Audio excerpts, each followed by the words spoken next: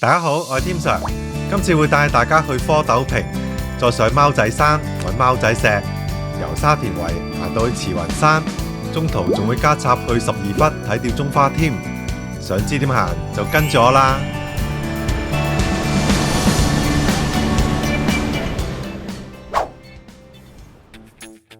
睇之前記得撳咗個鐘仔同訂閱喎。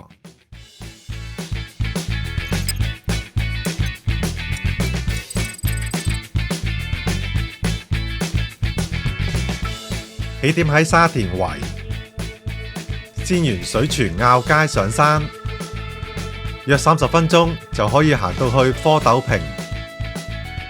先欣賞一下蝌蚪坪嘅廣闊靚景，然後再上貓仔山。新年期間順路去12忽吊鐘林，欣賞一下吊鐘花，然後再上山揾貓仔石。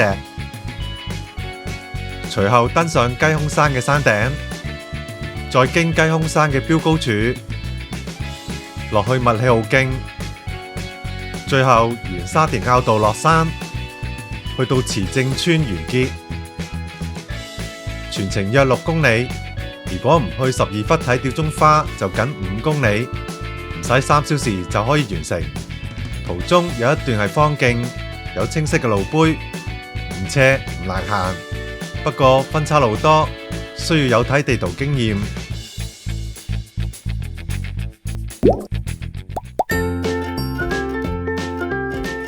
首先由港鐵沙田圍站 D 出口起步，離開後轉左行幾步，轉右上水泉坳街。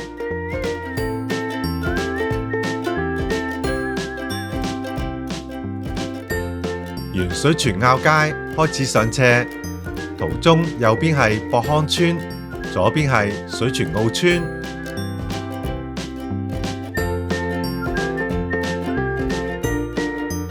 跟住轉右搭上扶手電梯，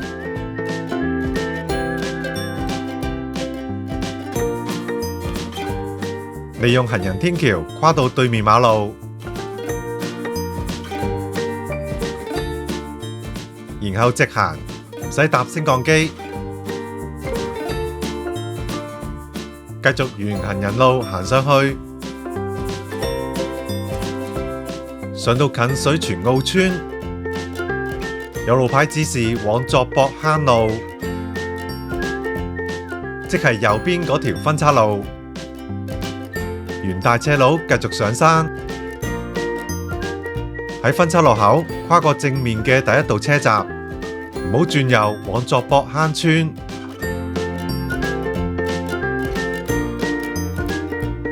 繼續係石屎馬路，非常之易行。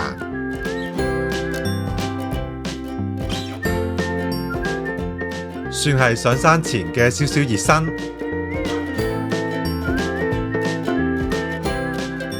冇耐要越過第2道車閘，跟住繼續往上走，一直上，不斷上，一路行，留意左手邊嘅梯級，嗰度係一條捷徑，梯級係好明顯嘅，並非爛路。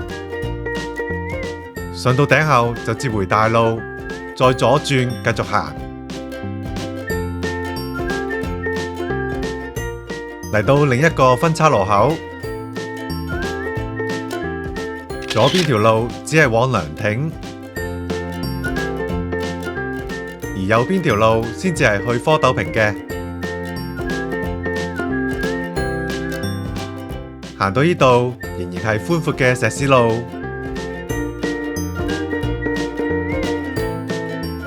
梯級都係好闊嘅，每級都唔高。行到梯級頂後，留意右手邊嘅分岔路口，有一條大石階梯。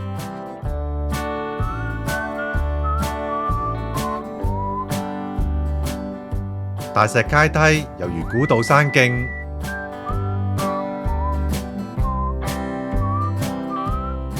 係最近先至鋪設好嘅，大石仲係雪一般潔白。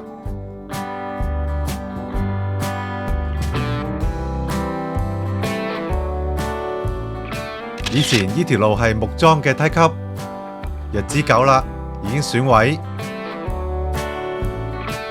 而家真係靚好多。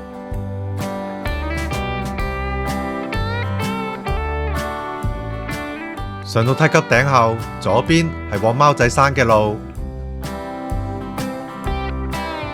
而右邊就係蝌蚪坪啦。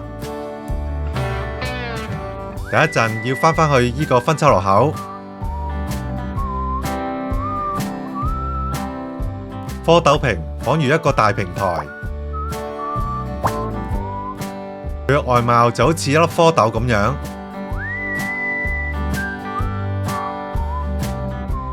呢一度嘅風景真係唔錯，景觀一流。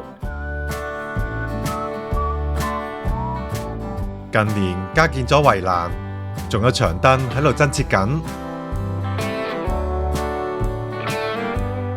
其實喺市區好難揾到一個比蝌蚪坪更大嘅觀景台，佢享盡咗地利嘅優勢。左邊可飽覽沙田、大圍，整個沙田都可以睇得一清二楚。右邊可望到小瀝源、火炭、馬鞍山，遠至船灣淡水湖都睇到，真係非常廣闊。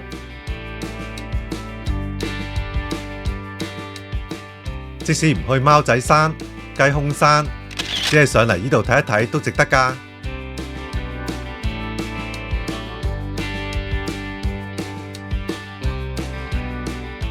睇完市區風景，繼續向貓仔山進發。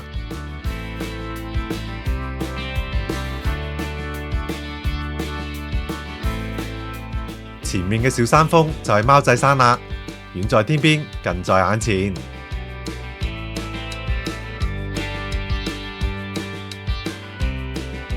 回到剛剛嘅分岔路口，直行就係啦。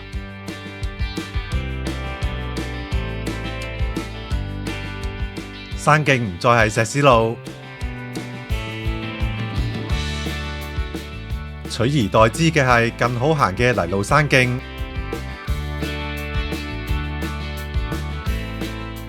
中間有好多分岔路口，記住要有大路行大路。靚一啲嗰邊就係大路啦，行錯咗嘅話，就係只通往墓地嘅落山山徑。所以如果唔係向上行嘅話，就係錯咗㗎喇。沿好靚嘅梯級行上去，路況已比以前改善咗唔少。以前係一條近乎浮沙碎石嘅爛路嚟㗎，而家好行好多啦。貓仔山好近啦，只要穿過面前嘅書電塔，係一個疑似嘅分岔路口，靠右行上去就係貓仔山啦。貓仔山高海拔258米，山頂有標高柱，風景就冇蝌蚪坪咁開揚，只係可以睇到一小片天空。喺貓仔山標高柱嘅左後方，有一條山徑可以落新田圍，路線係背向市區。標高柱正前方嘅另一條路係前往沙田坳、12忽、雞胸山等地嘅。經過一片小竹林之後，隨即向住雞胸山前進。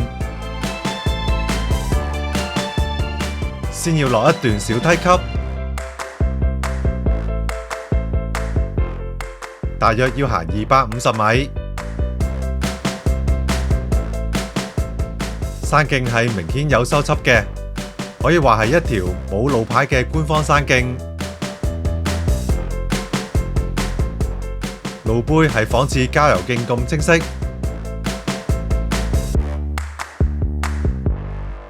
喺結尾就會接上衛奕信徑，隨後靠左繼續上山。如果轉右原位嘅順徑落，同樣可以落到新田圍，又或者行更遠，去到大圍、馬騮山、城門水塘都得，甚至可以登上針草帽，想行幾遠就幾遠。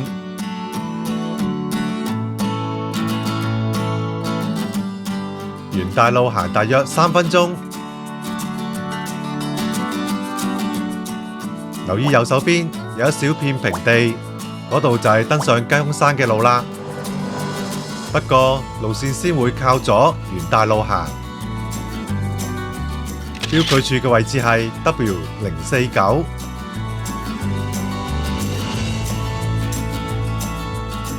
記住剛剛嗰個路口。第一陣要返去嗰條路上雞胸山㗎。最明顯嘅標記就係條標距柱啦。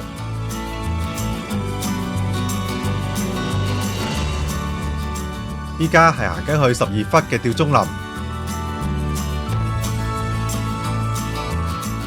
每年農曆新年前後都有唔少吊鐘花盛開㗎。如果並非吊鐘花嘅季節，或者唔想去睇嘅，可以省去呢一段，直接喺路口轉右上山就得啦。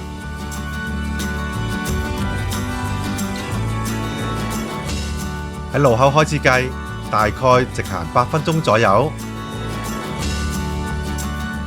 留意左手邊嘅明顯方徑，再觀察四周吊鐘花嘅蹤影，就可以揾到12忽嘅吊鐘林。12忽嘅吊鐘林係一片非常陡峭嘅山坡，目測嘅斜度超過60度，係有啲難落去嘅。喺大路上都有㗎，不過吊鐘花就生得好高，好難以近距離去欣賞。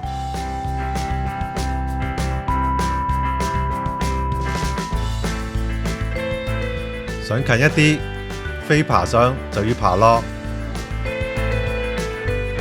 所以12忽係相對比較少人好多㗎。多有多睇，少有少睇，有啲吊鐘花仲係含苞待放，有啲則已開得非常燦爛，各有各嘅美豔。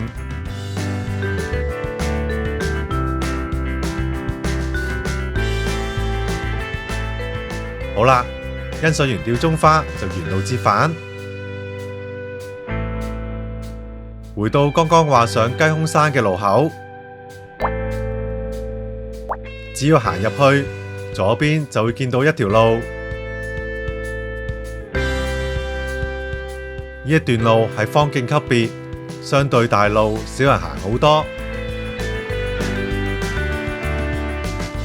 如果唔想行方徑嘅，可以沿剛剛12忽嗰條路直去，同樣可以去到獅子亭嘅，只係會略過咗貓仔石同雞胸山。呢條方徑多年嚟都係好明顯㗎，冇太大嘅變化。間中樹上仲會見到有記號添。山徑大部分都係非常清晰嘅，絕對唔使穿林。最多係兩旁嘅草叢生得高一啲嘅啫。行類似呢一類嘅方徑，理所當然要有一定程度嘅睇地圖經驗。良好嘅方向感係唔少得㗎。因為沿路都有唔少支路係冇路牌嘅噃，唔識睇地圖嘅，難免會有行錯路嘅可能性。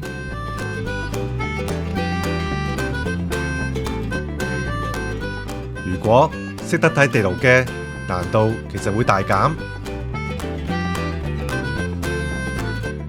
路況就似係一條普通窄一啲嘅山徑。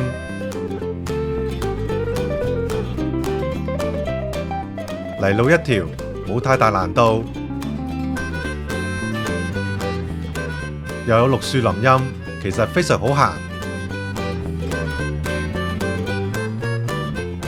留意途中一個開揚嘅大石位置，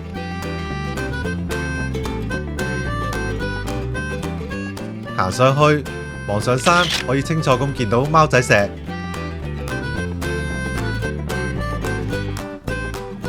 而雞胸山就喺貓仔石後面睇唔到嘅山峰。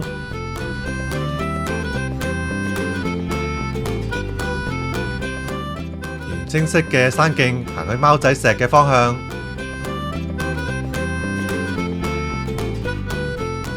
唔好亂行支路，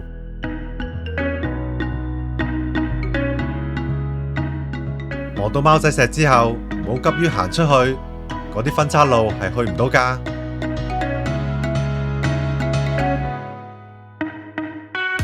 正確落貓仔石嘅位置係要先走到貓仔石嘅後方，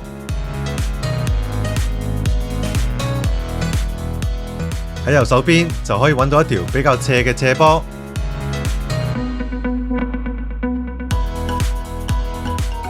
小心咁行落去，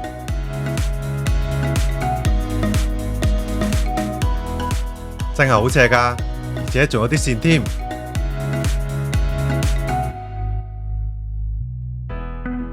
落到去之後，靠左行，只有一條路，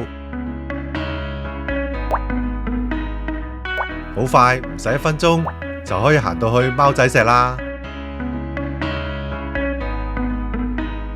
可以小心咁爬上去，嚟一個深深嘅擁抱。貓仔石嘅風景都幾開揚，可以望到好遠好遠。探訪完貓仔石就沿路折返上去，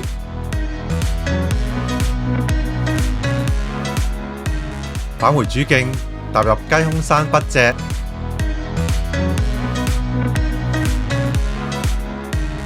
繼續沿山徑一直行，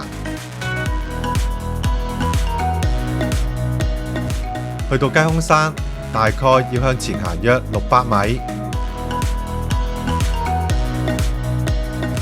呢一段路只有一條路，山徑係非常清晰嘅，亦冇分岔路口。如是者，中途有上有落，越過幾個小山丘。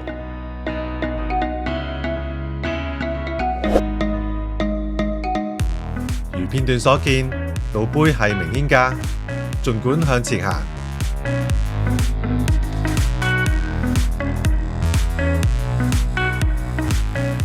一路行嘅時候，要留意地圖嘅位置，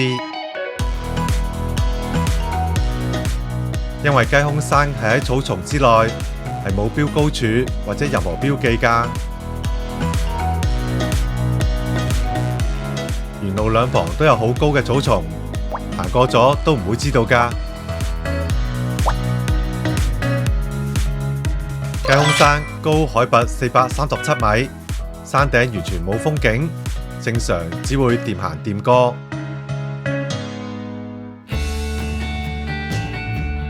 沿明顯嘅山徑繼續行，尾段條路好闊，猶如官方山徑咁樣。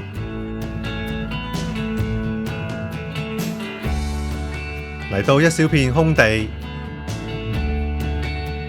直行係較快接回麥理浩徑嘅路。不過路線係轉咗，因為想到標高處走一走，好近嘅啫，只需要行約2分鐘左右，就會見到雞胸山嘅標高處啦。標高處嘅位置係海拔432米，稍微比雞胸山矮少少，同樣係完全冇風景可言㗎，就純粹當係到此一遊。從另一端落山，路碑仍然係非常明顯嘅，所以大家可以放心咁行，係絕對易行㗎。其實有標高柱嘅路，通常難行極都有個譜嘅，畢竟標高處有人維護，條山徑必定係窄極都有限。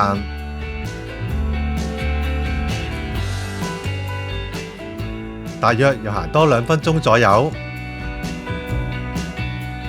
喺分岔路口望向右手邊，就會見到寬闊嘅官方山徑。眨眼間，風景180度轉變，變得超級開揚，整個九龍都乍現眼前。沿左邊嘅山徑望住飛鵝山落山，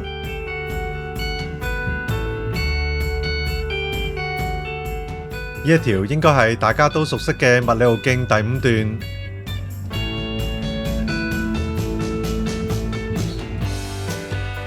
循梯級不斷落，闊路一條，冇咩特別要描述。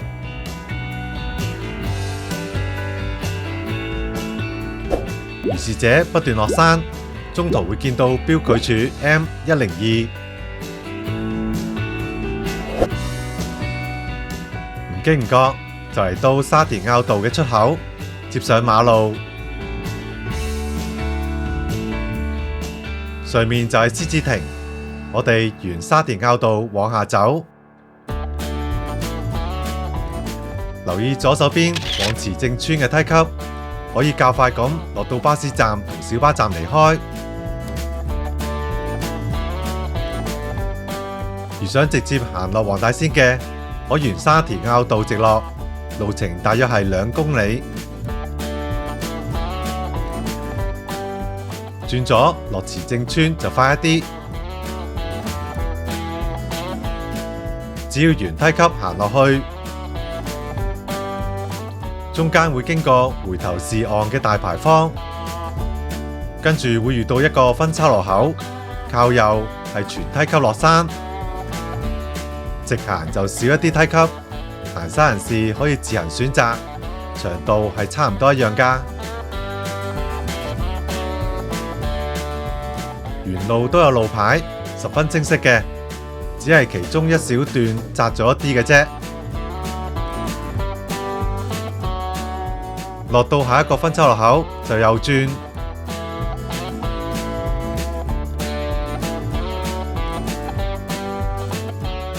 沿維修斜坡不斷落，左邊就已經係慈正村啦。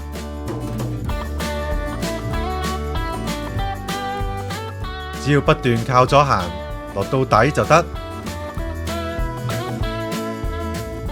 落山位置嘅交通非常方便，盡頭就係巴士站啦。而往九龍塘同黃大仙嘅小巴就喺馬路嘅兩旁。今次簡單嘅旅程就嚟到呢度，希望大家都可以繼續開心上山，安全落山啦。鍾意我 channel 嘅朋友記得 subscribe 同 like 啊！搵行山路線記得嚟teamhiking.com，我哋下次再見啦，拜拜。